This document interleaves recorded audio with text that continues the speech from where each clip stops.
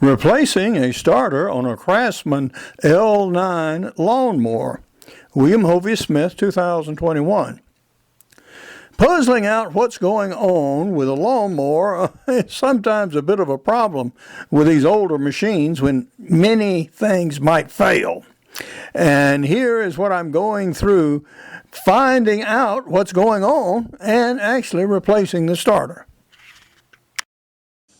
The old Craftsman here, sitting in its shed, has 42-inch blades. And so I've got the numbers off those, and I know the style, so we can go and get those while we make the trip to the lawnmower shop. While in the midst of it, I also replaced the blades, air filter, and spark plugs. And I also added new gas, checked the oil, cleaned the cooling fins on the engine, did a tire check and a general wash down to restore this old lawnmower to running condition. One reason that the Craftsman's mower would not start, it just made a dragging sound, it was not because the battery was weak. The battery itself, as you can see from the charger, has got nearly a full charge on it. But what was wrong with it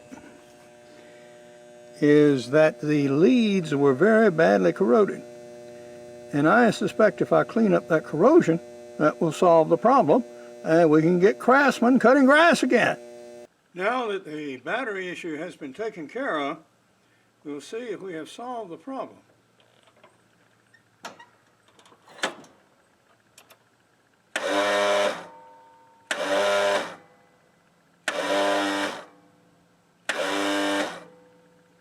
Not yet. There's something else going on. That noise indicates that the starter switch is okay, as well as a safety switch on the clutch. I removed the cover plate so that I could more easily move that fuel line and get at the connection that you can now see to the starter motor. The fins on the other side of the mower were clogged with impacted grass that was blown up and into the engine. If the end of the wire connected to the battery was so corroded it wasn't making good contact, I suspect the same thing may be happening with the connection with the starter engine. So we're going to clean that connection and see if that helps.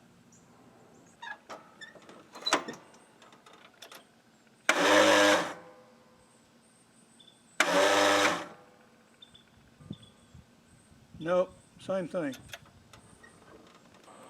The next thing we're going to track down is the solenoid. Now on this particular mower, the solenoid is secured by nuts and bolts here, and I have it detached now, and I've cleaned up the leads to it, all of them.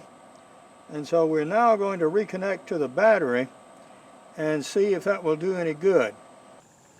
While I have the innards of the beast exposed, I'm going to hold all the electrical circuits up out of the water, but go ahead and wash the interior here and just get some of that excess and accumulated caked on dust and dirt and so on out of it.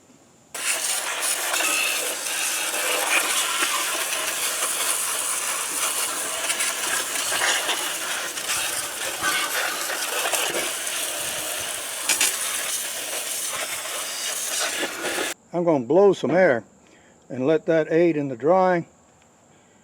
And it's going to be dry and over 90 degrees today. So this stuff is going to dry out in a hurry.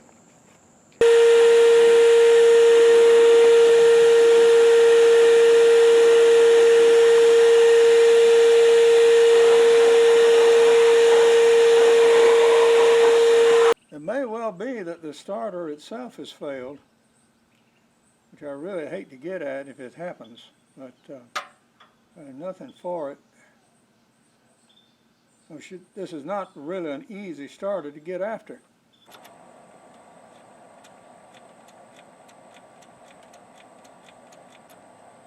Did nothing at all. Woof. We have the battery connected up again, just rigged temporarily. and we'll see if we're making progress. But even if not, we've got the lawnmower stripped down so we can check out the other components such as the starter switch and the safety switches.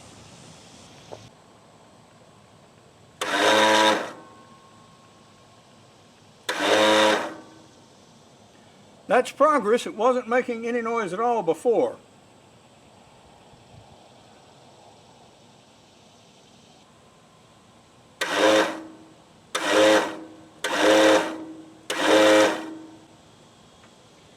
The starter is turning, but for some reason or other, it's not engaging. I can feel vibration in it. So the current is getting there okay.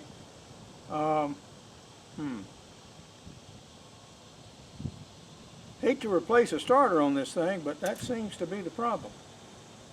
Not shown in the video is me actually removing the engine cover, and for the first time I could actually see the top of the starter and the flywheel. I am gratified to say that we have identified the problem, and conclusively. It is definitely the starter motor. It has literally come to pieces. So, yeah, that is beyond all hope so far as the top end is concerned. So we're going to have to replace it. Now, getting this motor off on this model mower is a bit of a task. This retaining bolt here is easy to remove. What's not so easy is one that's hidden under this flywheel. You have to rotate the flywheel until you find a space in there that's about 3 or 4 fingers wide, and that'll allow you to get a wrench under here and take out the mate to this bolt right there. A violent thunderstorm yesterday afternoon interrupted my work with a Dremel tool. I was cutting off this drive wheel here from the spotter from the flywheel, and then the storm came up. But we also did other work with a Dremel tool, such as fitting this battery retainer by removing a section here and here so it would actually fit flat over this liquid-filled lead-acid battery. Previously it was just sort of resting on the top, but now we have a firm fit all the way down. Now, these screws have rusted beyond use, so what I'm going to do is buy a length of 1/4-inch hole thread and actually make new retaining nuts and bolts to actually hold the battery down firmly in the mower. Now that I've cut that part in half and pried on it a little bit with a screwdriver, it looks like it will finally come.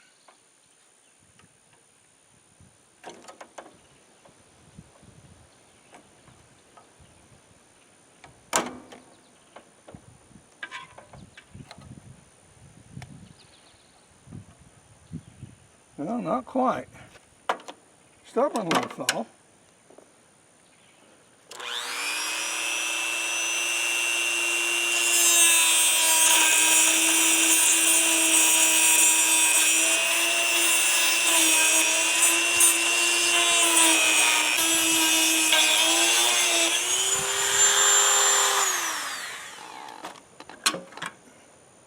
Yeah, it's really jammed into those teeth.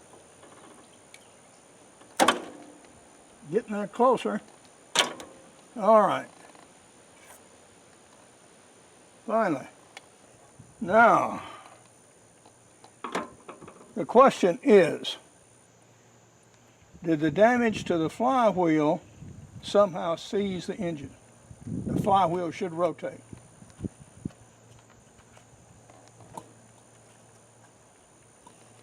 It rotates.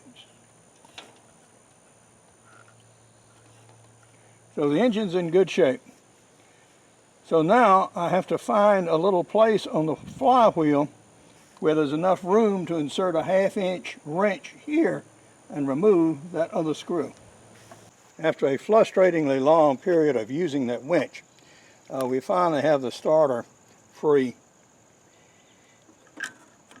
and can pull it out. There we go. I've already disconnected this lead, which is obvious. From the look of it, this was probably the original starter, so I'm not surprised.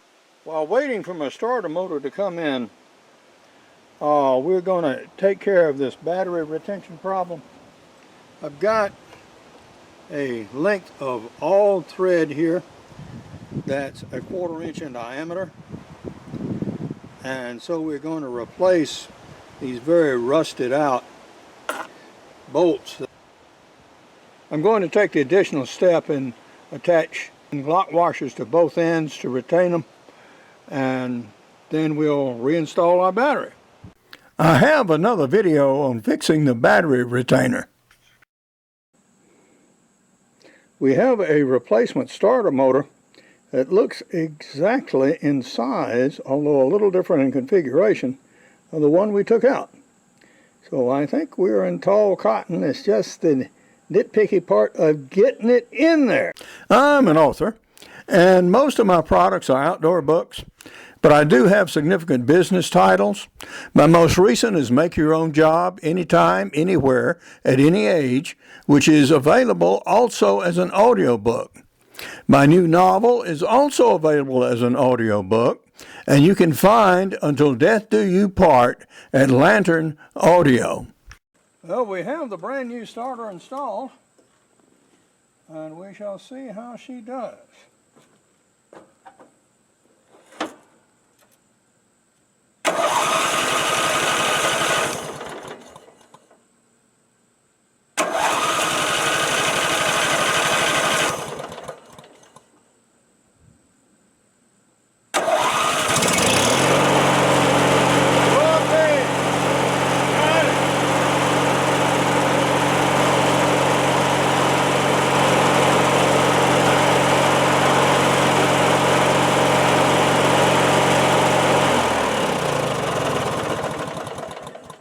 Okay, so now all we have to do is put all the little peripherals and covers and etc. back on, but yeah, finally got it done. Original Briggs starters are now approaching $150 each. Now the one I used was a JKE starter that was made in China and gave 2-day delivery for about $50. For more information on my books, blogs, and nearly 900 videos, go to www.hoviesmith.com. For more information on my business books, go to createyourownjobsecurity.com. To find out about my novel, screenplay, and movie, go to fatherofthegrooms.net. To listen to a sample of the audio version of Make Your Own Job and Until Death Do You Part, go to lanternaudiobooks.com. Hunt what you eat and eat what you hunt. Goodbye and God bless.